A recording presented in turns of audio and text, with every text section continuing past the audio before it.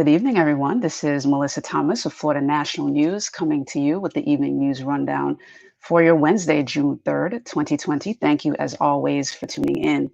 Now, as usual, we want to bring you the latest world reports for COVID-19, as well as US and here in the state of Florida. So, giving you a quick update on the latest, according to the World Health Organization, we are seeing over 6.2 million confirmed cases globally, with approaching 380,000 confirmed deaths. Now, according to the CDC here in the United States, the CDC is reporting over 1.8 million confirmed cases and over 106,000 confirmed deaths. Here in the state of Florida, according to the Florida Department of Health, we are seeing over 58,000 confirmed cases and over 2,560 confirmed deaths. Now, jumping over to your world story, speaking of deaths related to COVID-19, the nation of Brazil, as we saw, has become the new hotspot for COVID-19 globally speaking. They have now hit a record high in daily reported deaths. As of right now, as of Tuesday, they reported 1,260 confirmed deaths there, and they have a total of nearly 29,000 confirmed cases. President Bolsonaro, for his part, made one simple statement. He said, quote, "We lament all deaths, but it's everyone's destiny," end quote. I suppose that keeps things very simple. However, despite the concern, he's still not going to institute a national lockdown. He's still against that. And interestingly enough, the states and cities that have instituted their own lockdowns in absence of a national one, even they now, given the time period, are already starting to reopen. But despite the momentum of the COVID-19 cases, there doesn't seem to be a flattening of the curve there in the nation of Brazil. So we'll see how long that trajectory lasts, and we'll see how long the current travel ban continues to last, given President Trump's recent order of a travel ban with that.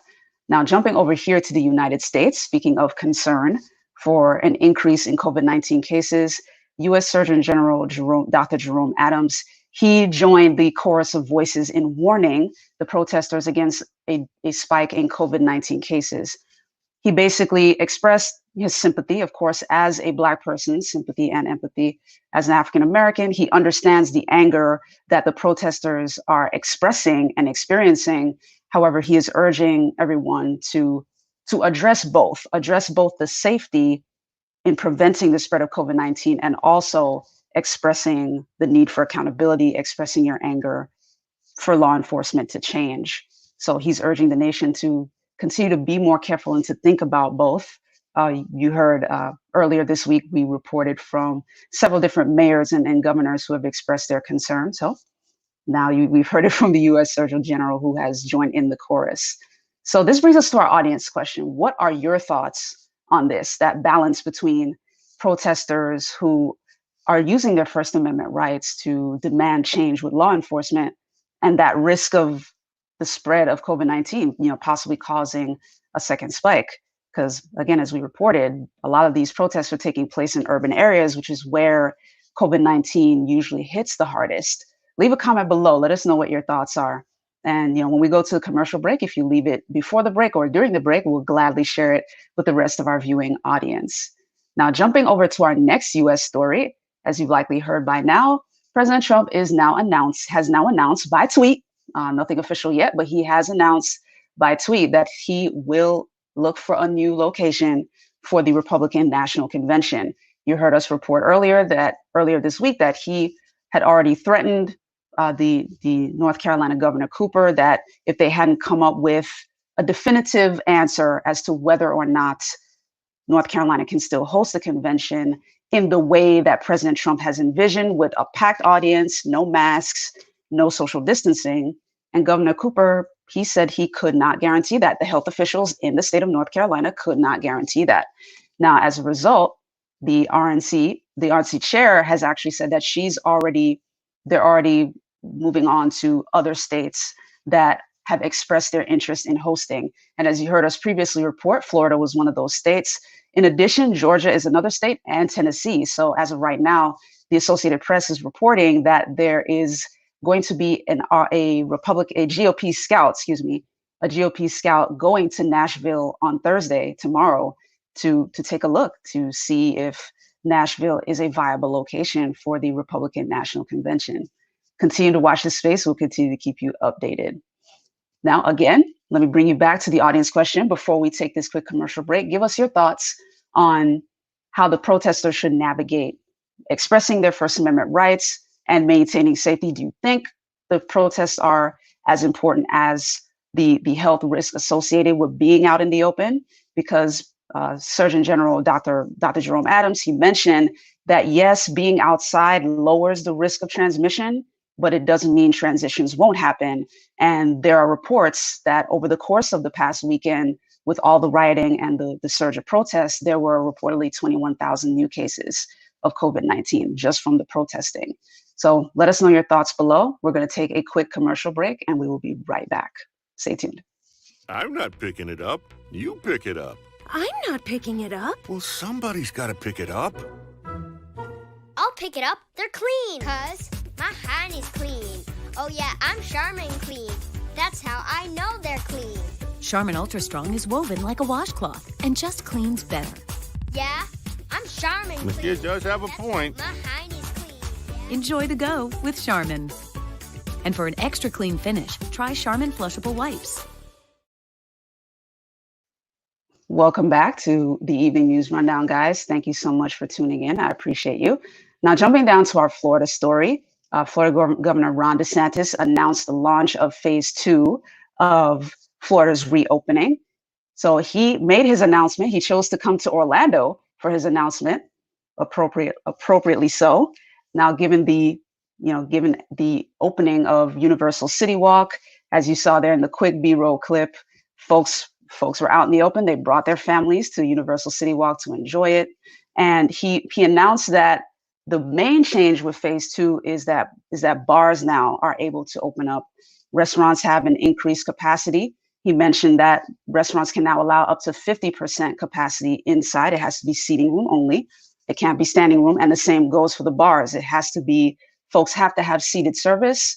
Outside, you can have 100% capacity there. He has no problems with it. But here's a quick clip of his announcement of the phase 2 and how it's going to roll out. Take a quick listen. The changes will be restaurants have been able to do the social distance seating. They can seat people on a bar now if they want to with the appropriate measures.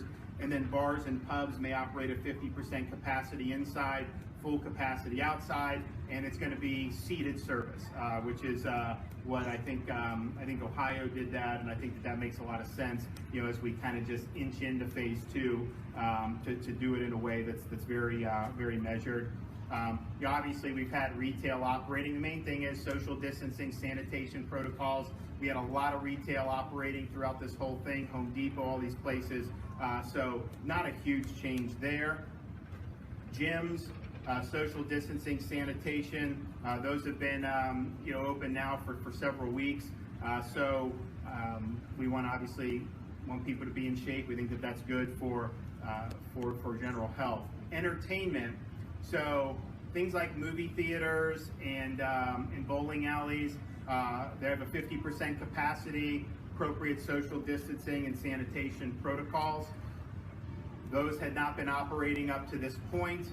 They now have a pathway to do that. And I think if you do the distancing and sanitation like some other states have done, I think it's probably going to be something that will work out.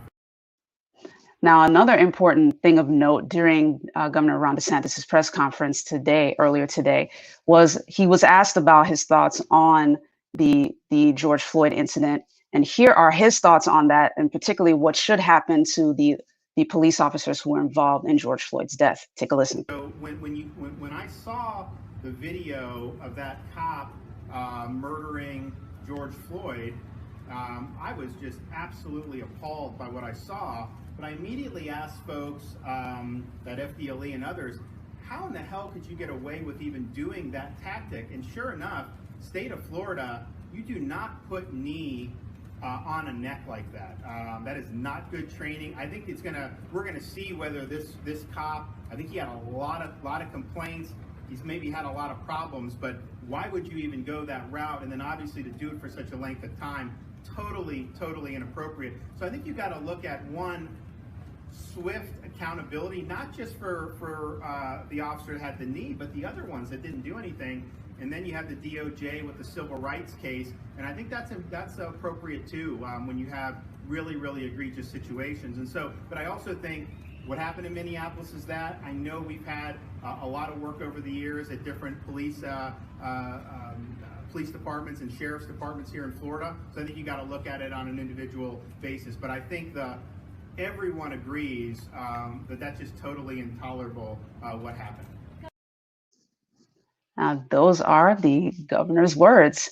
Now, as you guys heard us report last week, so far the Hennepin County Attorney's Office there in Minnesota has charged Derek Chauvin with third-degree murder and manslaughter, and they are currently in the process of investigating more about the other police officers who were involved. But now you've heard Governor Ron DeSantis's thoughts on what should happen to the other police officers as well.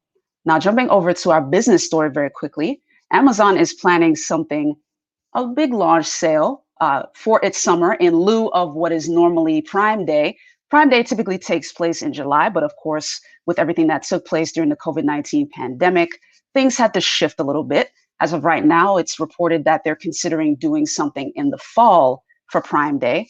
And previously, Prime Day was something that actually did even more successfully than Cyber Monday or Black Friday. And last year's Prime Day, which was a 48-hour event, Amazon was able to sell 1.75 million products. So congrats to all those who were able to sell product on Amazon last year. But this year's offering that's going to happen in July is going to be called, quote, the Big Style Sale.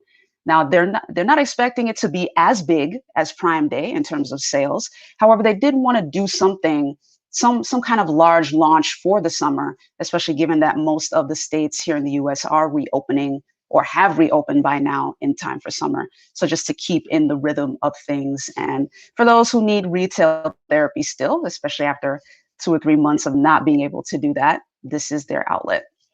Now, jumping over to sports very briefly for you guys.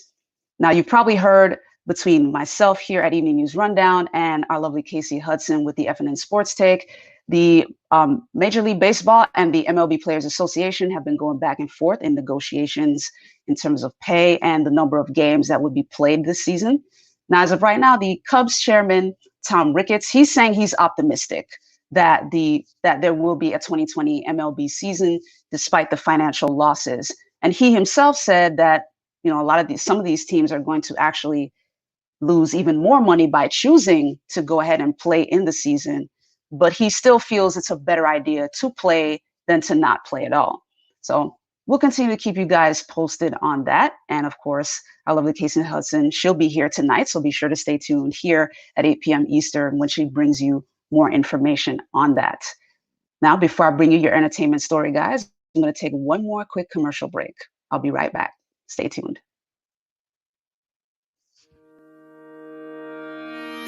You need time to stand still or get up and go. You need to unplug or to reconnect with those who matter most. You need to kick back, to dive in, to have your moment in the sun. You need a palace to lift your spirits, to taste the finer things. You need room to feed your soul, to remember why you travel. You need Lowe's.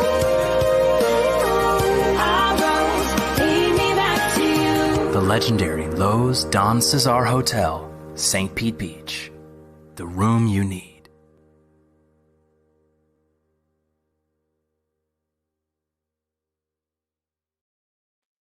Welcome back, everybody. Thanks for tuning in back to the Evening News Rundown. So now jumping down to your entertainment story for the night as we wrap up. Actress Kristen Bell has actually launched her first book, and it just so happens to be a children's book about exclusivity.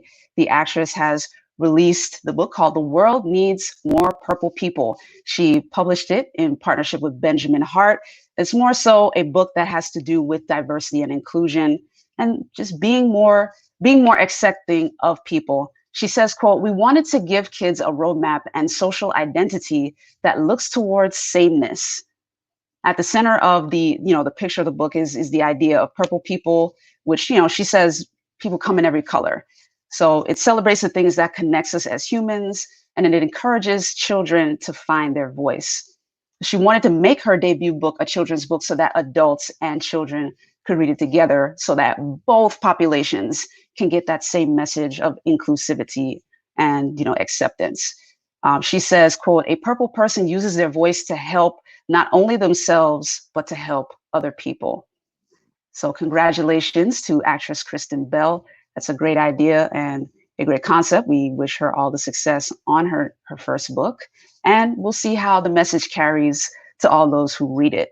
Now, that does it for us here at the Evening News Rundown, guys. Thank you so much, as always, for tuning in.